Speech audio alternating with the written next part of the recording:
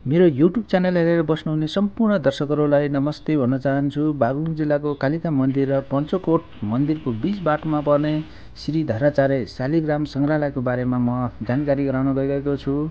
यो बागलुङ नगरपालिका 4 कुडुले फेरीमा पर्दछ।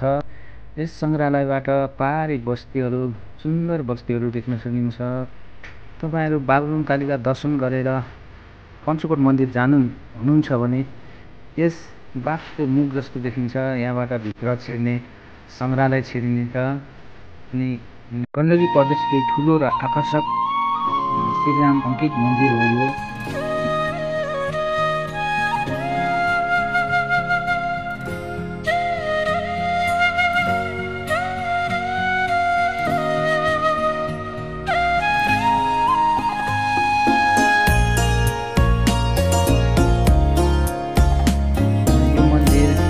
नमुना 108 मिटर लामो भूमिगत शालिग्राम सङ्ग्रहालय रहेको छ।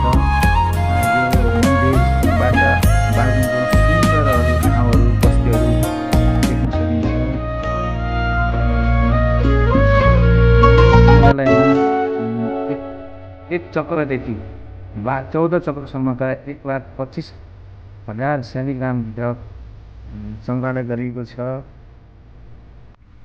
यस सङ्ग्रहालयमा नेपाल, भारत, पाकिस्तान, चीन लगायत विभिन्न देशका सामुद्रिक अवशेषहरू, शालिग्रामहरू अवलोकन गर्न पाइन्छ। अब म तपाईहरुलाई जमिनभित्र रहेको शालिग्राम सङ्ग्रहालय देखाउन गइरहेको छु।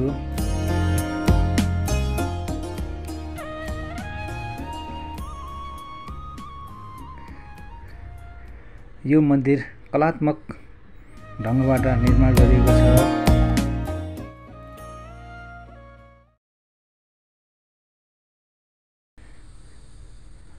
यस मन्दिरमा पण्डित पनि हुनुहुन्छ। उहाँले टीकाहरू लगाइदिने गर्नुहुन्छ।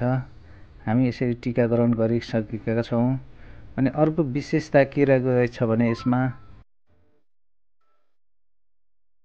पानामा श्रीराम श्रीराम लेखेर दान पेटीमा राखियो भने हामी मृत्यु पश्चात पनि हाम्रो स्वर्गमा बास हुन्छ भन्ने परम्परा रहेको रहेछ। यसरी मैले श्रीराम लेखेर दान पत्रकोमा राखेको छु, पैसासँगै श्रीराम लेखेको कागज।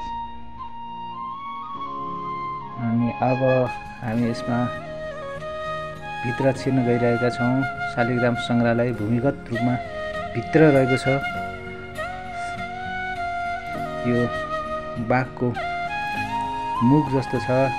मुखबाट भित्र छिर्नुपर्छ र यहाँ साथी फोटो खिच्दै हुनुहुन्छ।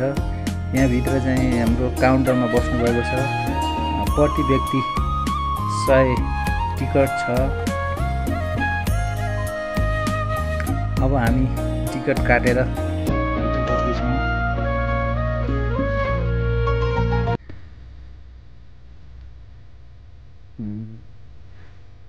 यहाँ सिसाले बारेर बनाइएको आकृति छ, जुन कालीगण्डी नदी, कालीगण्डीको शिरदेखि नेपालको अन्तिम त्रिवेणी नदीसम्मको दायाँ बायाँको भौगोलिक बनावटलाई कलात्मक रूपले यसरी यो सुरुङभित्र सिसामा छुपेर राखिएको छ।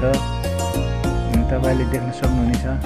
यी सबै मानव निर्मित आकृतिले यस गुफालाई आकर्षक बनाएको छ। र दायाँ बायाँ कालीगण्डीको किनारमा जुन जुन बस्तीहरू, महत्त्वपूर्ण धार्मिक स्थलहरूलाई ओगटेर बनाइएको यस सङ्ग्रहालय आकर्षक छ। एकचोटिहरूले हेर्नुपर्ने सुन्दर रहेको छ।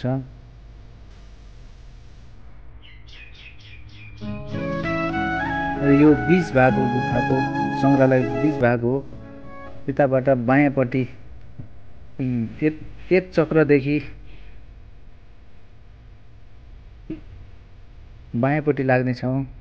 यहाँ शालिग्राम एक चक्रदेखि 14 चक्रसम्मका शालिग्राम रहेका छन्। यो 1,50,000 शालिग्रामलाई यसरी यहाँ सङ्कलन गरेर सिसाको घरभित्र राखिएको छ। तपाईहरुले कालीगण्डी नदीमा शालिग्राम प्रशस्त पाइन्छ भनेर सुन्नुभएको छ। तर यहाँ चाहिँ 1,25,000 शालिग्रामहरू एक चक्रदेखि 14 चक्रसम्मको यसरी सिसाको भित्र राखिएको छ। हजुरहरूले शास्त्रमा पढ्नुभएको सुन्नुभएको शालिग्राम विष्णुको अवतार भनेर चिन्नेहरू प्रत्यक्ष यहाँ देख्न सकिन्छ। जसरी खोलामा कुद्दा नभेटिन सक्छ, तर यहाँले प्रत्यक्ष 1 चक्रदेखि 14 चक्रसम्मका देख्न सक्नुहुन्छ।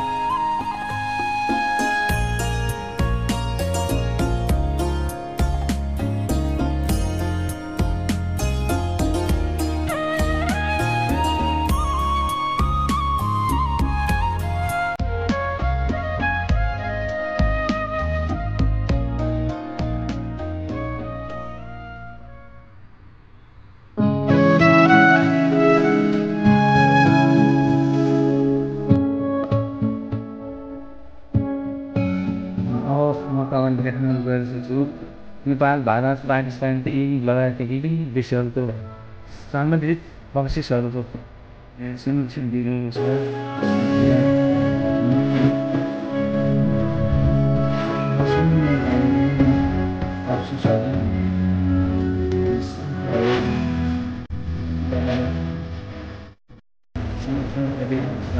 राखिएको छ।